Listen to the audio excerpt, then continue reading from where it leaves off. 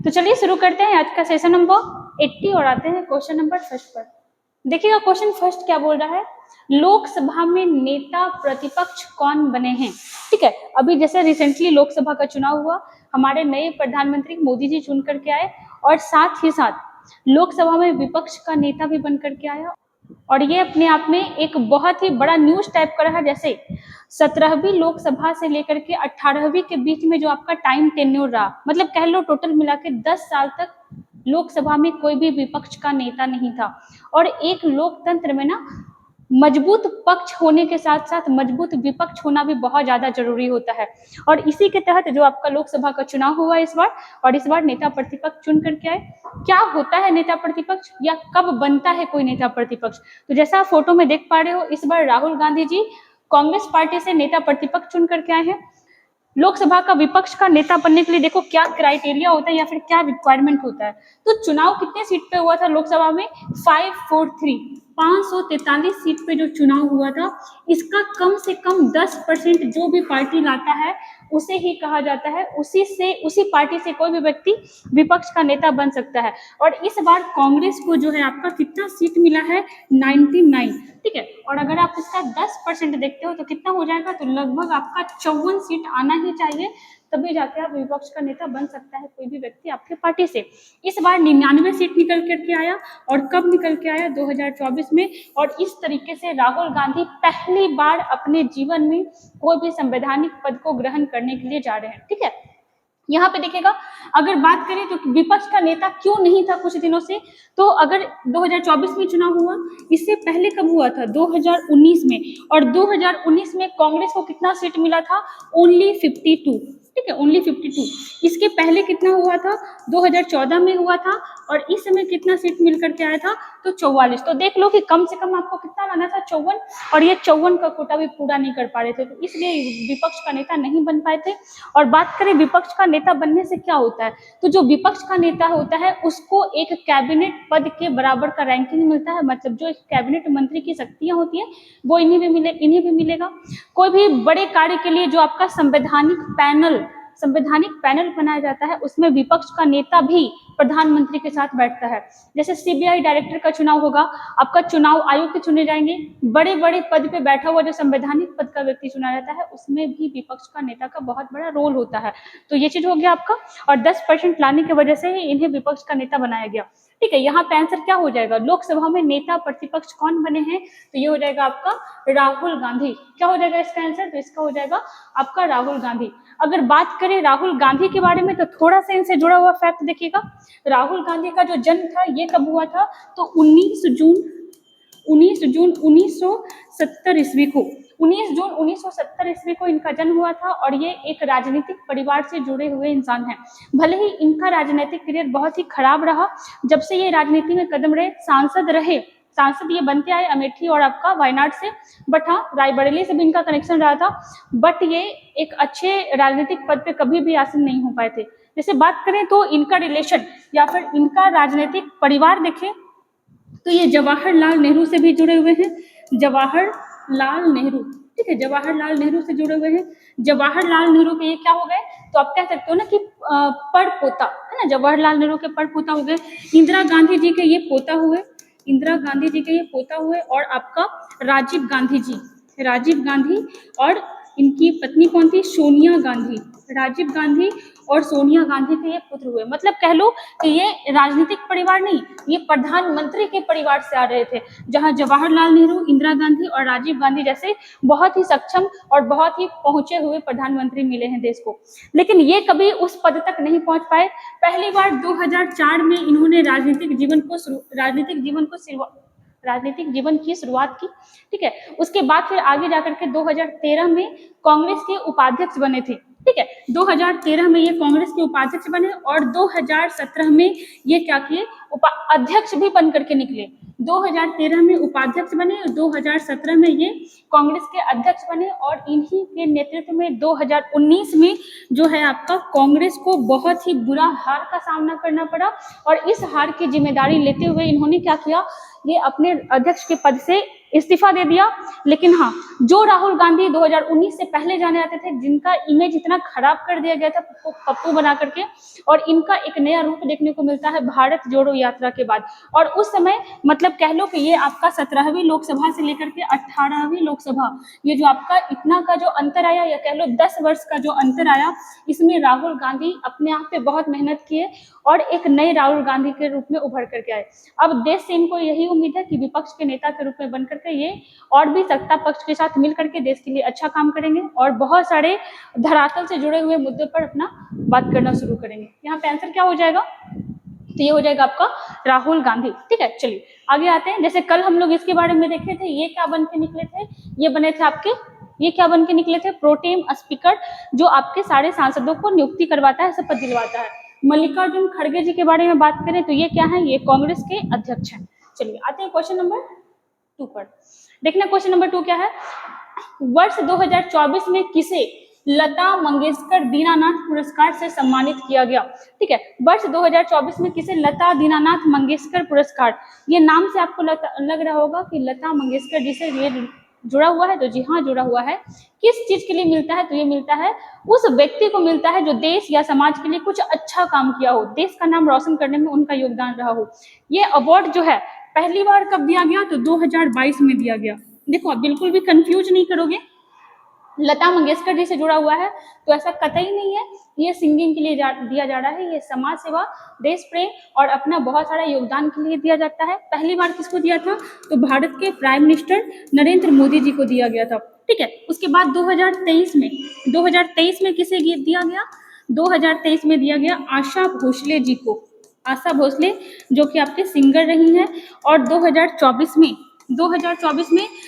Big B या महानायक कह लो किन्हें मिला है? तो ये मिला है आपका अमिताभ बच्चन जी को, है ना, अमिताभ बच्चन जी को दिया गया है। और अगर बात करें लता मंगेशकर जी के बारे में, तो लता मंगेशकर की जो मृत्यु है ये रिसेंट में हुई थी। और कब हुई थी? तो ये आपका 6 फरवरी 2022 में हुई थी। ठीक है, 6 फरवरी 2022 में। आपके लिए यहाँ पे सवाल है, आप बताइएगा कि लता मंगेशकर जी को भारत रत्न मिला है, और अगर मिला है तो कब मिला है, आपको ये बताना है। आते हैं क्वेश्चन नंबर 3 पर। ये देखिएगा, निम्नलिखित में से कौन सा पंचायती राज का स्तर नहीं है? पंचायती राज, ठीक है, जैसा हम लोग देखते हैं कि सेंट्रल लेवल पे, स्टेट लेवल पे काम होता है, वैसे आपका ग्राउंड लेवल पे भी काम होता है, जिसे हम लोग क्या कहते हैं? आपका पंचायती राज कहते हैं। तो पंचायती राज का देखो 2 आदमी का समिति बहुत प्रसिद्ध रहा है, एक बलवंत राय मेहता का और एक अशोक मेहता का। अशोक मेहता का कहना था कि पंचायती राज को 2 भाग में ही रहना चाहिए, 2 स्तर में ही होना चाहिए, जबकि बलवंत राय का क्या कहना था कि पंचायती राज का 3 स्तर होना चाहिए काम करने के लिए। और अभी भी भारत में, हमारे बिहार में या फिर बहुत सारे राज्यों में पंचायती राज कैसा है? तो त्रिस्तरीय है। जैसे देखिएगा, इसको कहा जाता है लोकल गवर्नमेंट, है ना, जो पंचायती राज होता है इसको कहा जाता है लोकल गवर्नमेंट। और रूरल मतलब क्या हो गया? तो रूरल मतलब होता है आपका ग्रामीण क्षेत्र। क्या होता है? ग्रामीण क्षेत्र। तो यहाँ पे 3 प्रकार का शासन होता है। जैसे ये एक देखिएगा, पहले नंबर पे होता है ग्राम पंचायत। ठीक है, पहले नंबर पे क्या होता है? तो पहले नंबर पे जो आता है आपका ग्राम पंचायत होता है। और ग्राम पंचायत का जो लीडर होता है ये क्या कहलाता है? ये कहलाता है मुखिया, है ना। उसके बाद आता है आपका पंचायत समिति, उसके बाद आता है आपका पंचायत समिति, और इसका जो लीडर होता है ये कहलाता है आपका प्रमुख। और फिर आता है आपका जिला परिषद। यहाँ पे क्या होता है? तो यहाँ पे अध्यक्ष होता है या चेयरमैन होता है। क्या होता है? अध्यक्ष या चेयरमैन होता है। इन चीजों को याद रखिएगा। तो क्या हो जाएगा? ग्राम पंचायत, पंचायत समिति और जिला परिषद। ग्राम पंचायत, पंचायत समिति और जिला परिषद। तो अपना आंसर यहाँ पे क्या हो जाएगा? ऑप्शन बी जो है ये पंचायती राज समिति के अंतर्गत नहीं आता है ना। और अगर देखिए मुखिया का, तो मुखिया का जो चुनाव होता है ना ये प्रत्यक्ष रूप से होता है। ठीक है, ये जो है आपका प्रत्यक्ष रूप से होता है। वहीं अगर देखिए पंचायत समिति, इसका चुनाव अप्रत्यक्ष रूप से होता है, और जिला परिषद इसका चुनाव भी अप्रत्यक्ष रूप से होता है, याद रखिएगा। और ये जो कॉन्सेप्ट है इसके बारे में किस समिति के द्वारा चर्चा किया गया है? तो ये किया गया है आपका बलवंत राय मेहता समिति द्वारा। बलवंत राय मेहता समिति, मेहता समिति के द्वारा इसके बारे में चर्चा किया गया है। चलिए आते हैं क्वेश्चन नंबर 4 पर, हाँ। प्रथम आंग्ल मैसूर युद्ध 1767 से 69 के बीच जो हुआ था, किसके बीच लड़ा गया था? देखो इसके बारे में हम लोग एक अच्छा खासा जानकारी लेने वाले हैं। जैसे कि देखिएगा, आंग्ल, यहाँ पे आंग्ल किसको दिखा रहा है? आंग्ल मतलब हो गया अंग्रेज, मैसूर मतलब उस समय का मैसूर, अभी का कर्नाटका। तो देखिएगा हुआ क्या था कि अंग्रेज जब भारत आया तो वो भारत के कई हिस्सों पे शासन करने का शुरुआत कर रहा था। और उस समय, जिस समय अंग्रेज भारत आ रहा था, उस समय भारत में शासन किसका चल रहा था? मुगलों का। मुगल भी मजबूत थे, कब तक? जब तक औरंगजेब था। औरंगजेब के बाद आने वाले सारे के सारे मुगल शासक कमजोर साबित हुए, अयोग्य साबित हुए, और उसी वजह से क्या हुआ कि जो छोटा छोटा क्षेत्र मिल करके एक बड़ा मुगल साम्राज्य का स्थापना किया था, वो अलग अलग धीरे होकर के स्वतंत्र होने लगा। जैसे बंगाल में कौन स्वतंत्र हुआ? नवाब मुर्शिद कुली खां की अध्यक्षता में। हैदराबाद अलग हो गया, वहां पे क्या बनने लगा? निजाम बनने लगा। मराठा आपका अलग चल ही रहा था, जिसका टसन हमेशा औरंगजेब से और मुगलों से चलते रहा था, हिंदू और मुस्लिम को लेकर के। और जब आप और साउथ की ओर आते हो तो आपको एक क्षेत्र और मिलता है, दैट इज मैसूर, है ना। मैसूर, अगर बात करें मैसूर के बारे में तो एक आप इतिहास में पढ़ते हो, तालीकोटा का युद्ध। तालीकोटा का युद्ध ये कब हुआ था? 1565 में। और तालीकोटा के युद्ध के बाद मैसूर में क्या हुआ था? एक वंश का स्थापना हुआ था। कौन सा वंश था? वाडियार वंश। कौन सा वंश था? वाडियार वंश। और वाडियार वंश का अंतिम शासक कौन था? अंतिम शासक तो ये था आपका चिक्का कृष्णराज। चिक्का कृष्णराज जो है, ये वाडियार वंश का अंतिम शासक था। लेकिन ये आपका कठपुतली शासक था। इसके समय में जो आपका मेन मंत्री था, ये कौन था? तो ये आपका देवराज था, देवराज। और एक था आपका नंजराज। देवराज तथा नंजराज नामक व्यक्ति, जो जिसके हाथ में रियल में सत्ता था। देवराज कौन था? तो ये था आपका सेनापति। देवराज था सेनापति। और नंजराज कौन था? तो ये था आपका राजस्व मंत्री। अब ये हो गया थोड़ा सा पृष्ठभूमि। हम लोग आ रहे हैं आंग्ल मैसूर युद्ध के पास। अब इसके बाद क्या हुआ कि इसके सेना में एक छोटा सा गरीब परिवार का एक लड़का था जो सैनिक था। इसका नाम क्या था? तो इसका नाम था हैदर अली। ठीक है, हैदर अली एक छोटा मोटा सैनिक था, लेकिन हाँ, बहुत ही महत्वाकांक्षी सैनिक था। धीरे धीरे अपने आप को मजबूत कर रहा था, अपने ऊपर मेहनत कर रहा था। और हैदर अली आगे जाकर के मैसूर का एक बहुत इंपॉर्टेंट महत्वपूर्ण शासक बनकर के उभरता है। तो यहाँ से हैदर अली ऐसे ऐसे उदय हुआ। अब देखिएगा कि एक टाइम ऐसा रहा कि हैदर अली का शासन रहा, नंजराज को हटाया, धीरे धीरे अपना स्थिति मजबूत किया। और इसको मजबूत करने में एक और अंग्रेज का हाथ था, यूरोपीय का हाथ था। और यूरोपीय में कौन था? फ्रांसीसी, है ना, इसको आप याद रखिएगा। अब यहाँ पे दो आदमी का नाम आता है। एक आदमी का नाम आता है हैदर अली, और इसका बेटा था टीपू सुल्तान। इसका बेटा कौन था? टीपू सुल्तान। दोनों मिल करके जितना हो सकता था, जितना कैपेसिटी था इनके पास, इन्होंने देश का रक्षा करने का प्रयास किया, अपने राज्य का रक्षा करने का प्रयास किया। लेकिन हाँ, आप क्या, ये लाइन यहाँ पे बिल्कुल फैक्ट बैठता है कि आप बाहरी आदमी से लड़ सकते हो, आप घर के अंदर के आदमी से नहीं लड़ सकते हो। ये लोग अंग्रेज से लड़ रहे थे, लेकिन अंदर, देश के अंदर बैठा हुआ आदमी अंग्रेज को सपोर्ट कर रहा था, इनको सपोर्ट नहीं कर रहा था। ठीक है, तो आप अंग्रेज को गाली मत दो कि वो आके लूटे। यहाँ के लोगों ने उनको मौका दिया कि आके आप देश को बर्बाद करो। यहाँ पे जब आप साउथ की ओर से देखते हो तो यहाँ पे आपका मैसूर था, ये आपका गोवा था, ये आपका मराठा हो गया, बंगाल हो गया, निजाम हो गया। इस टाइप से आपका स्ट्रक्चर बना हुआ था। ये जो मराठा था, ये जो निजाम था, ये कभी इसका साथ दे रहा था हैदर का, तो कभी आपका अंग्रेज का। मतलब अपनी सुविधा अनुसार ये लोग सारे काम कर रहे थे।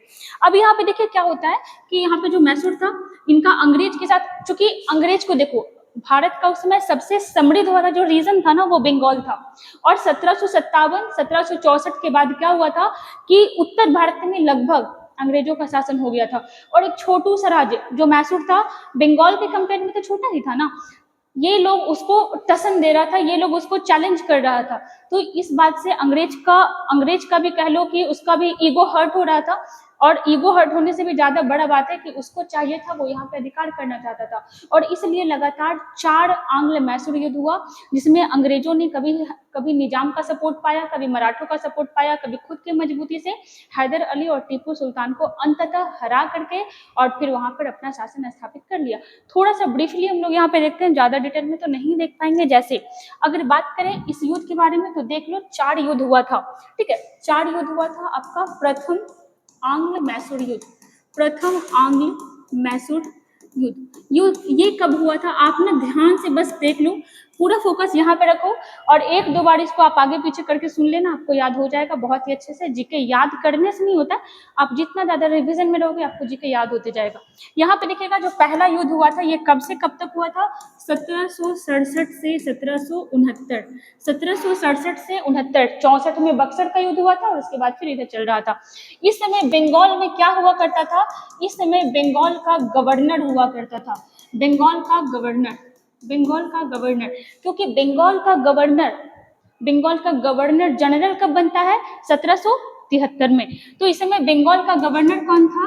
तो ये था आपका लॉर्ड वेरेलस्ट, लॉर्ड वेरेलस्ट, लॉर्ड वेरेलस्ट बंगाल का गवर्नर था। मैसूर का शासक कौन था?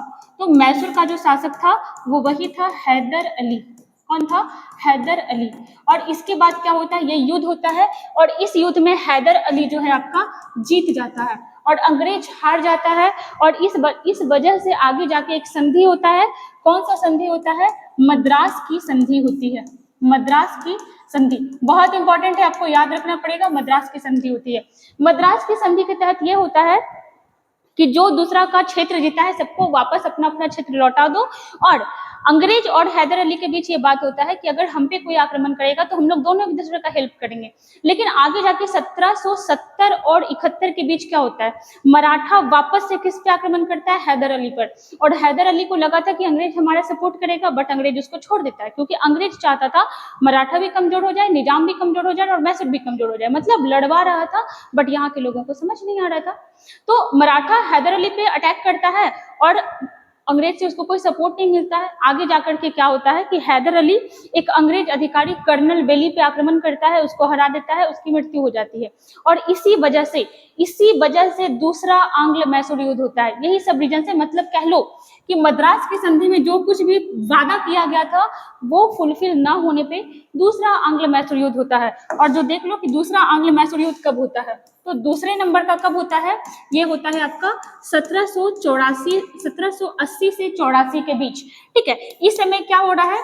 देखो एक चीज और यहाँ पे आप देख लो, 1773 के एक्ट के बाद, रेगुलेटिंग एक्ट आता है ना, 1773 से बंगाल के गवर्नर के पद को बंगाल का गवर्नर जनरल बना दिया गया। और ये टाइम कब से कब तक चल रहा है? 1780 से 84 के बीच में। तो इस समय अब क्या हो जाएगा, हम शॉर्ट में लिख रहे हैं, आप समझ लेना, बंगाल का गवर्नर जनरल, बंगाल का गवर्नर जनरल। और बंगाल का गवर्नर जनरल कौन बन जाएगा? That is Warren Hastings. Warren Hastings जो है आपका बंगाल का गवर्नर जनरल बन जाएगा। इस समय मैसूर का शासक कौन रहेगा? देखो हम शॉर्ट में लिख रहे हैं, आप समझ जाना। मैसूर का शासक रहेगा आपका हैदर अली, हैदर अली। शुरुआत में तो युद्ध सही चल रहा था, लेकिन इसी युद्ध के बीच में एक और युद्ध होता है जिसको हम लोग कहते हैं पोर्टो नोवा का युद्ध, पोर्टो नोवा का युद्ध। और ये पोर्टो नोवा का युद्ध कब होता है? ये होता है 1781 में। किसके बीच होता है? तो आयरकुट, आयरकुट कौन था? तो अंग्रेज अधिकारी था। और आपका इधर कौन रहता है? इधर होता है आपका हैदर अली। मेरी बातों को फिर से सुनना। वॉरेन हेस्टिंग्स एक अंग्रेज अधिकारी को भेजता है आयरकुट को और बोलता है कि हैदर अली को हराओ। और पोर्टो नोवा का एक युद्ध होता है 1781 में। इस युद्ध में हैदर अली हार जाता है और ये इतना, मतलब ये घायल भी हो जाता है और प्लस इतना ये मानसिक परेशान हो जाता है, इतना ये मानसिक तनाव में चला आता है कि 1782 ईस्वी में इसकी मृत्यु हो जाती है। 1782 ईस्वी में क्या होता है? इसकी मृत्यु हो जाती है। किसकी? तो हैदर अली के। ठीक है, यहाँ पे कवर हुआ ये चीज। अब देखिएगा क्या होता है, ये देखो ये युद्ध कब से कब तक चल रहा है? 80 से 84। और हैदर अली की मृत्यु कब हो गई? 1782 ईस्वी में। मतलब कि यह युद्ध का जो कमान है ये 1782 में कौन संभाल लेता है? तो 1782 में संभाल लेता है टीपू सुल्तान। टीपू सुल्तान 1782 में इस युद्ध का कमान संभाल लेता है। और फिर चूंकि इसके पिता की मृत्यु हो गई, इस युद्ध में कुछ क्षति भी हो जाता है। और आगे जाके 1784 में किस संधि के साथ यह युद्ध समाप्त होता है?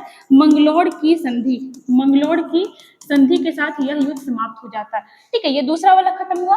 आते हैं तीसरा वाला। देखिएगा तीसरा वाला कब से कब तक होता है?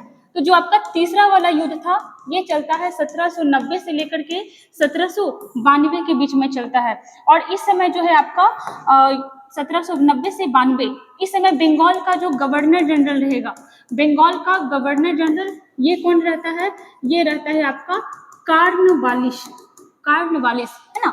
और मैसूर का शासक कौन होता है, तो मैसूर का शासक होता है टीपू सुल्तान, टीपू सुल्तान। और इस युद्ध में नो डाउट टीपू कमजोर पड़ जाता है, टीपू कमजोर पड़ जाता है, वो चाहता है कि वो अलग अलग देशों से फ्रांसीसियों से मदद ले सके, बट हार जाता है।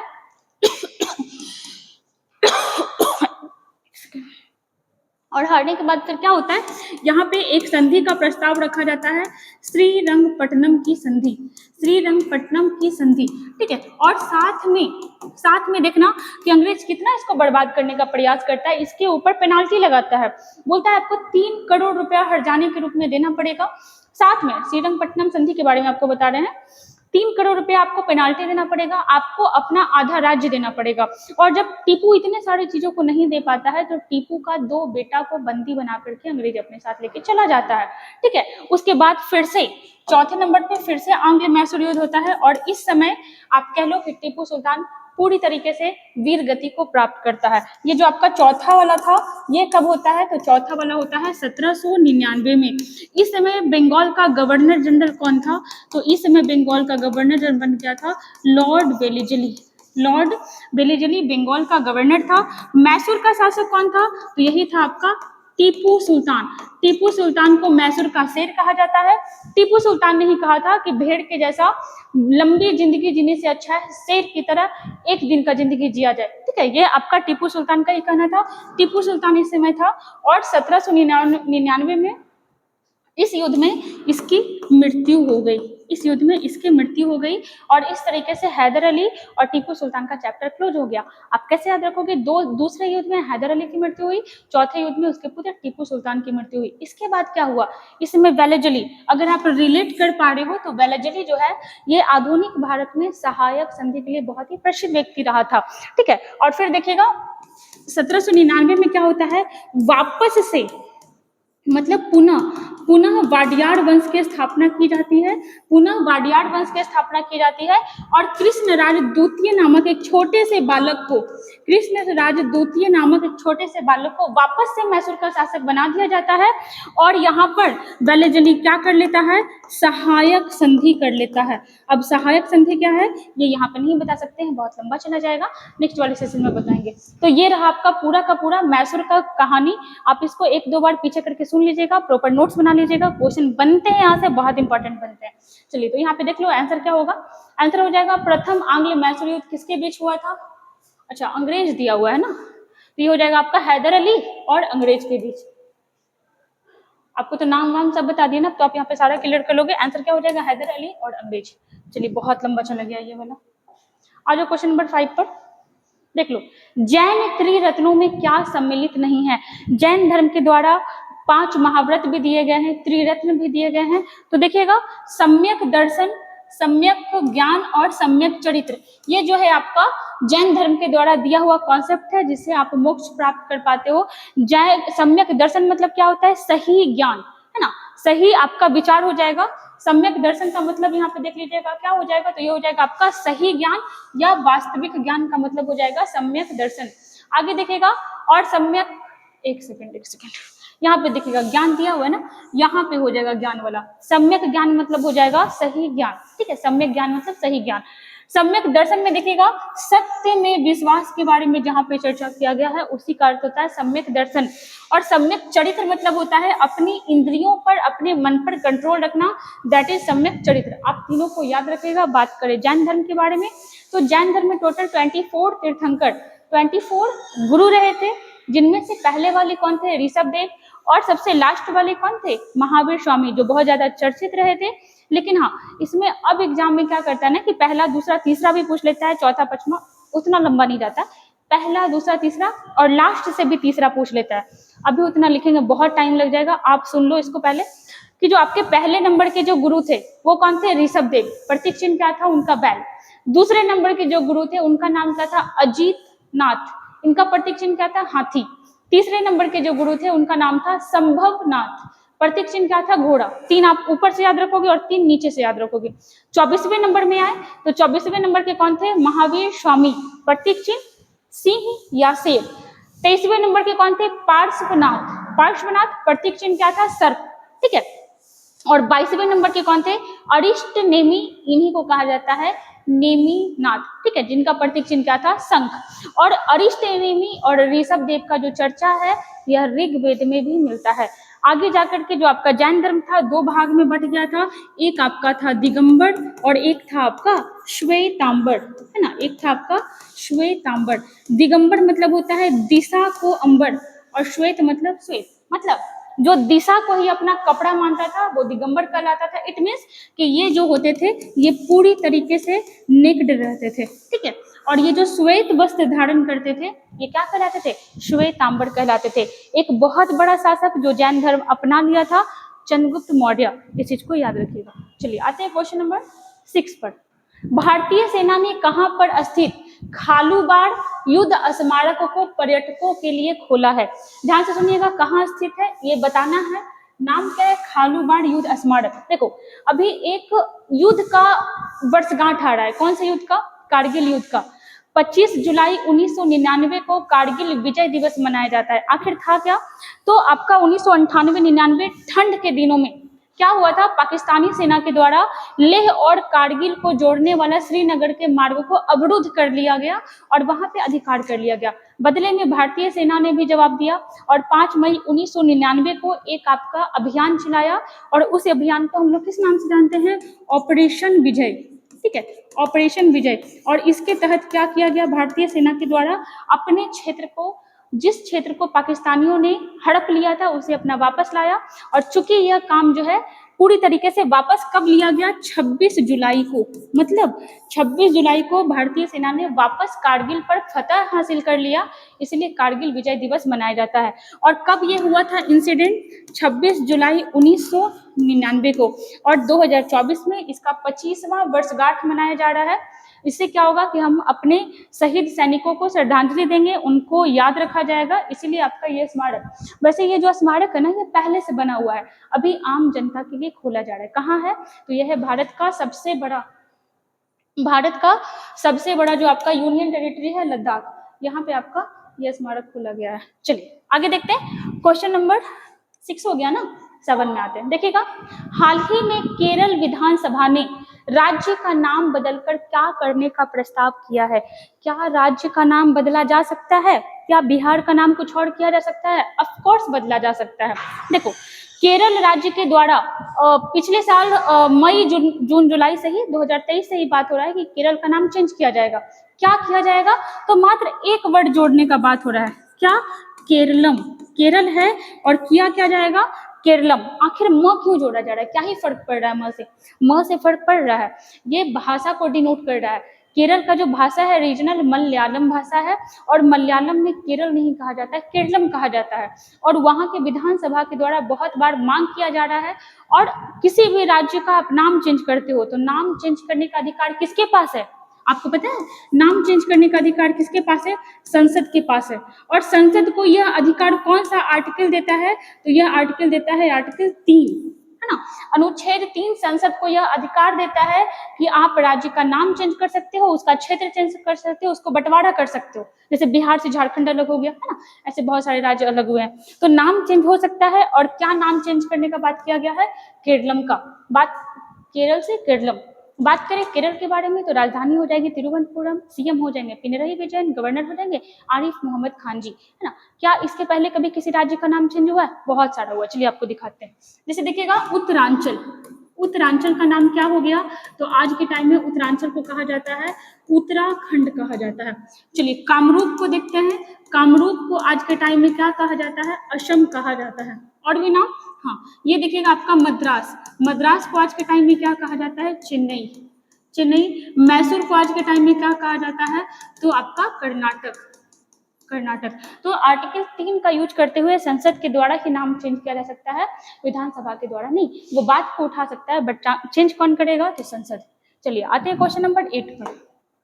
देखिएगा, निम्न में से कौन सा वेद गद्य और पद्य दोनों में है? आज का वीडियो लगता है बहुत लंबा चला गया है। चलिए 29 मिनट ही गए हैं। देखते हैं यहाँ पे निम्न में से कौन सा वेद गद्य और पद्य दोनों में है? व्हाट इज गद्य एंड पद्य? देखो गद्य क्या होता है ना, स्टोरी फॉर्म, अगर कोई भी चीज स्टोरी फॉर्म में लिखा हुआ है तो हम लोग क्या कहेंगे, गद्य। बट कोई भी चीज श्लोक के फॉर्म में लिखा हुआ है तो हम लोग उसको क्या कहेंगे, तब हम लोग उसको पद्य के फॉर्म में कहते हैं, और उसको समझना मुश्किल होता है। तो हमारे पास 4 वेद है, हम लोग को पता है, ऋग्वेद, यजुर्वेद, सामवेद, अथर्ववेद। और इसमें से जो आपका यजुर्वेद है ना, इसमें से जो आपका यजुर्वेद है ये आपका 2 पार्ट में बटा हुआ है। ये आपका कितने पार्ट में बटा हुआ है, 2 पार्ट में। इसका आंसर क्या हो जाएगा, ऑप्शन नंबर सी। एक चीज और, यजुर्वेद जो है ये आपका यज्ञ से संबंधित है। इसमें यज्ञ के बारे में, कर्म कांड के बारे में, विधि विधान का चर्चा किया गया है। अब ये कौन सा 2 पद है, तो एक हो जाएगा आपका कृष्ण यजुर्वेद और एक हो जाएगा आपका शुक्ल यजुर्वेद। एक हो जाएगा आपका शुक्ल यजुर्वेद। अब आप देखो कैसे याद रखोगे, कंफ्यूजन होगा, भूल जाओगे। यहाँ पे देखो, जो शुक्ल यजुर्वेद है ये पूरी की पूरी तरीके से पद्य फॉर्म में है, बोले तो श्लोक के फॉर्म में, है ना। और जो कृष्ण यजुर्वेद है ये आपका गद्य में भी है, मतलब स्टोरी फॉर्म में भी है, और पद्य फॉर्म में भी है।